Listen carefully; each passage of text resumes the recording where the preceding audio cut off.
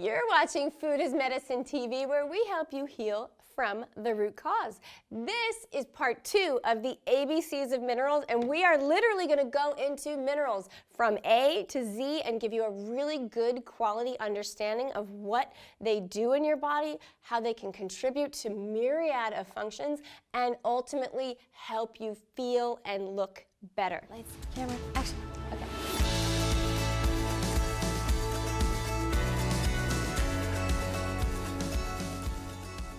Here with me today is Rick Wagner. Hi, Rick. How are you, Krista?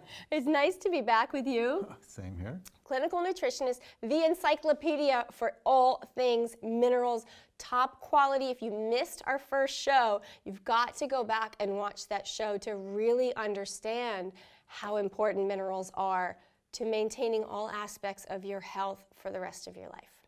So, Rick, you're the mineral man. I want you to tell us about what are the most important aspects of all these minerals. Okay, I'm going to fire you with questions, A to Z. Okay? Wow. A to Z. I can jump in too, you know, I'm a nutritionist, don't worry. Okay. The first mineral we're talking about right here is boron. What's boron? Why do we need it? Well, and it's really funny because you know what it is? It's borax. It comes out of the soil. It is very, very essential for good bone strength, the production of hormones. This is huge in a society that is really hormonally imbalanced. Right, and very possibly a lot of that is due to the deficiency of boron. Yeah, and boron also really helps you. It provides the enzymes that help you use your antioxidants better, correct? Right, to make C-reactive protein and other immune factors that will keep you much more healthy. C-reactive protein is an inflammatory marker for the heart, so it helps keep your heart healthy. And then calcium. Okay, we know we need calcium for bone health and for nerve function, but what else? Why else do we need enough calcium? And what's interesting is how much do we really need, number one, but number two is it has some very, very interesting distinctive roles. It is essential for blood clotting. Hemophiliacs, I am sure, have no calcium in their system. Oh, wow. It is essential for energy production, and it's essential for nerve transmission, but not in huge quantities. Think about how we got calcium 200 years ago. It wasn't available in the dairy store, I mean in the supermarket, and there was no refrigeration. Maybe you got cheese once in a while if you were really lucky. We got calcium from greens that we ate that grew out of the ground. And we didn't get anywhere near 1,000 milligrams. Our calcium is much more dose related to what you would get naturally. And more bioavailable, so your body can use it efficiently. Yes. Okay, so I love chromium. A lot of people are deficient in chromium because they can't regulate their blood sugar. It helps them regulate their blood sugar. And what else? Well, that probably is the most significant role of chromium. And what's happened today is it's been refined out of our diet. Yeah. If you are not eating full-on whole grains, you are not getting the complete whole grain. The complete whole grain. That's also maybe soaked a little for better bioavailability before you cook it. And so chromium, you guys, and we use it in our adrenal programs because blood sugar regulation is like the one thing that will help you live longer and better across everything. So, okay, copper's next. And one thing that I didn't know before filming this about copper is that it's essential for collagen production, and everybody's taking collagen all over the place. So explain that a bit. I do not really know quite how it works as far as the production of collagen. Again, it activates enzymes that do it, but it's working then in conjunction with silica. Okay, that makes sense. Yes. And the other aspect of that is that it really helps in the body's ability to manage iron and zinc. So if you have enough copper, then you may be able to maintain decent ferritin levels. Interesting. Okay, that's another thing I learned here today. Okay, now iodine. We love iodine. And we don't get enough. We love it to support the thyroid. We don't get enough. I'm going to skip ahead and let's talk about iodine and let's talk about selenium at the same time because we have a lot of thyroid problems and we also have a lot of Hashimoto's autoimmune thyroid disorder where we need the selenium and we can't necessarily take the iodine without the selenium. And what's fascinating about that is, okay, where can we get our iodine and our selenium? It turns out that iodine is not an element that you find naturally in the soil. Iodine is manufactured in the sea by seaweed and kelp. And so it turns out also that that same seaweed does make selenium. Otherwise, you know, to get your selenium, normally they recommend eating Brazil nuts. Well, is that it? They don't really work as well to refill selenium stores. Right. That's the final verdict there. Yeah. Right. And so in research done on tissues of the breast, thyroid, and prostate in men, they found that cancerous tissues were completely devoid of iodine and selenium. Healthy tissues, on the other hand, had good levels of iodine and selenium in them. The reason is the presence of heavy metals, particularly mercury, because the body is using up its iodine stores and its selenium stores to try to pull out the mercury out of the tissues. And when you have amalgams or other steady sources of mercury, you deplete those two elements quickly. You have to be taking a lot. We all know someone that's been affected by cancer and how having adequate mineral sources can help you prevent that. This is such a simple way to support your health and to safeguard your health. And then also, you know, Rick was talking about heavy metals. That's something that is the underlying root cause of cancer and something that everybody should know if they have and address it seriously. It's not something to put off for a few years when you get some more time. Okay, next, your number one product, the reason why you got into this, it made huge strides in your own life of giving you back your mobility in your neck and avoiding surgery for bone spurs. That's correct. And that's silica. I know you can talk about it till the cows come home, but just give me the nuggets, you know, about silica. The basic knowledge of silica, or the function of silica, I think was developed or understood around the 1920s, 1930s. But really wasn't put into any practice until the 1970s when a Dr. Edith Carlisle at UCLA did extensive studies over about a 10-year period on silica in animals. And she primarily used chickens, I think some rabbits and rats, but what she would do was exclude or restrict the silica intake of the animals and see how they developed. And in particular with chickens, from an egg through to a maturation of a chicken, without the silica in their diet. Those poor chickens. They grew to half the size, Right. and the feather development and their beak development and their bone development was extremely impaired. She added it back in, no problem. And so that was the real the raw material for the analysis that we did to determine what was going on. Dr. Edith Carlisle was amazing. And from there, we have taken it to, okay, how can we make it into a format that's really, really easily taken and very, very bioavailable, and it's in this liquid format. What's interesting about a chicken is that, have you ever walked or seen a chicken in the yard and watch it peck at the ground? Well, it's not pecking at seeds because it ate those seeds up a long time ago. It's pecking at mica. So it eats the mica, turns the mica into calcium. That's pretty incredible. Yes, and in fact, the human body can do the same thing. It can turn silica into calcium.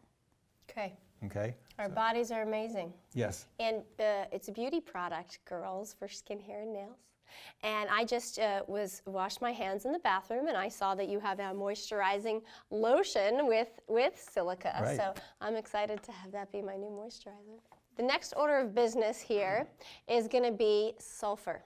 I would say its major role is in quelling inflammatory response, helping the body to deal, and keeping in mind that an inflammatory response is natural. It's the way we deal with pathogens that we're exposed to get rid of them. Yeah. And what the sulfur does is help in quelling that response. It is also very important for bone health and just immune function. So you're saying that sulfur can help lower the inflammation set point Yes. of a body, which is amazing. So inflammation is your body's natural response to any kind of invasion. But what happens, it's good, it's healthy, we need it. And what's happening, what I'm finding in droves, is that the inflammation set point is set higher. Like Time magazine, you remember the cover of that magazine? Inflammation is a silent killer. And now the body's living in a chronic state of inflammation, which is the beginning root cause of all disease. Yes. So having enough sulfur in your diet. What foods do we get sulfur from? Mainly cruciferous vegetables. And eggs? Cabbages, broccoli, Brussels sprouts. Garlic is an incredible delivery mechanism for, and onion for sulfur. Great. Now let's talk about magnesium, right? Magnesium is amazing. Science has identified at least 300 enzyme functions that magnesium catalyzes or makes work in the cell. Yeah. And your heart can't relax without it. Your muscles cannot relax without it. So anytime you have muscle cramping, magnesium. Any cramping, ladies, around PMS time as well, you know, magnesium deficiency. Headaches. Headaches, yes, magnesium can help with headaches. Yes. And nerve function, and clicking you into your parasympathetic nervous system, getting you out of fight or flight. Maintaining good bone health is very, very important for bone. So It's pretty much, we did a whole show on the miracle of magnesium. it's really good. Okay, now we did talk a lot about zinc in the last show, but now we're going to touch on it again. So here we are, A to Z, zinc is the final singular mineral to discuss. Zinc Immunity. is really, really significant, especially with our immune system. But also, again, our taste or a sense of taste and smell. Bone strength again, nerve strength. It works a lot in conjunction with nerve sheath protection and stability. And what we see a lot is the degradation of the nerve sheath, which then creates issues. Are you talking about the myelin sheath? Yes, the myelin sheath. So the myelin sheath is the electrical insulator of your nerve cells. It's very important. So I didn't know that zinc had a major It has a function in the role in myelin that, sheath. yes, along with silica. It's so incredible. Okay, so you make your large bottles. I take the smaller bottles. They're more concentrated, less water. That's correct. And if this is completely overwhelming to you, I get it. I understand. This is a mineral. The multiple minerals where you're getting all of your minerals in one place. And I had said this is what I give to my son, put it in his water bottle, put it in his milk bottle, his goat milk bottle. And so your general advice for refilling your mineral supply and making sure you cover all of these bases to get all the wonderful benefits that we just discussed would be what? A hair mineral analysis. Hair mineral analysis. Don't guess at it, test it. They're $100. You can order it from your website, free. Send in your hair, get it back, see exactly what minerals you're deficient in, and then you can supplement accordingly. Right. Okay, and what else should they do in their water or on their food? Salt. Yes, good quality salt. Sea salt. No table salt, that's not even real food, okay? Yeah, Pink salt. And real Sea quickly, salt? with regards to table salt versus sea salt, what's happened is historically we use sea salt for everything. It was our supplement, our mineral supplement. We would preserve fish with it. We would preserve meats with it. We would preserve all kinds of things. And that became our real source of all the minerals. What we've done is we've discovered that there is a source for minerals, the sea salt, that is not polluted in any fashion. So the question is, how polluted really is the ocean? I think that there are some issues, depending upon particularly where you're sourcing this, but the sea salt we're getting is bubbling out of the ground at 11,000 feet in elevation in the Andes of Peru. This is incredible. It's amazing, and We still discussed last time, we're not quite sure how that's happening, how that's even possible, but we'll take it. Right.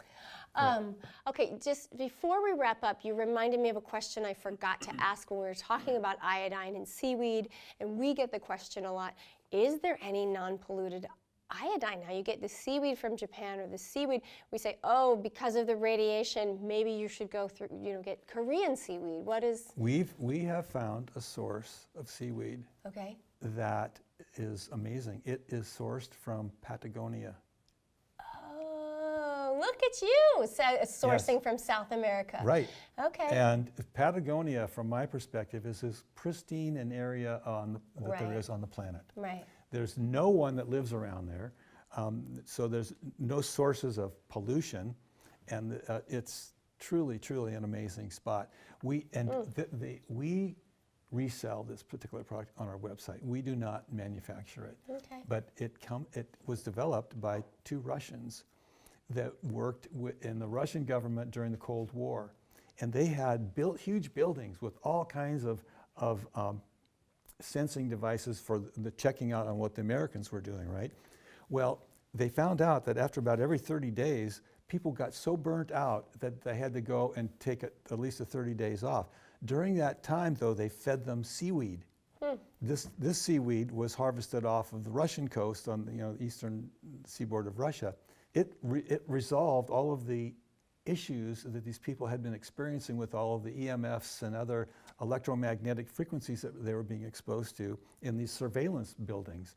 That's incredible. Yes, that was seaweed. And so these two guys, after Food is they medicine at its finest. yes, after they left the service of the Russian army or whatever it was, the CIA that they were in, they said, we're going to start making this. Well, they started harvesting off Russia, but then they got into some big conflicts with some other country or some other company, and so they said, well, heck, we'll just go down to Patagonia. There you go. Now they just need to start selling it in those sea snacks. Right. Well, we do have it. That would be good. Yeah, like kale. But they have it. We have it in capsules, and it's really easy to take. And I take it every day. Perfect. Yes. You are a brilliant wealth of knowledge. Thank you for having me and us in your beautiful facility, and for really dedicating your career to your passion. This has changed so I can't even imagine how many lives you've changed with producing these good quality, effective minerals. Well, thank you very much. It's been a pleasure to explain them to you. And there you have it, the ABCs of minerals. I hope this helps. Thank you so much for watching, and we'll catch you next time on Food as Medicine TV.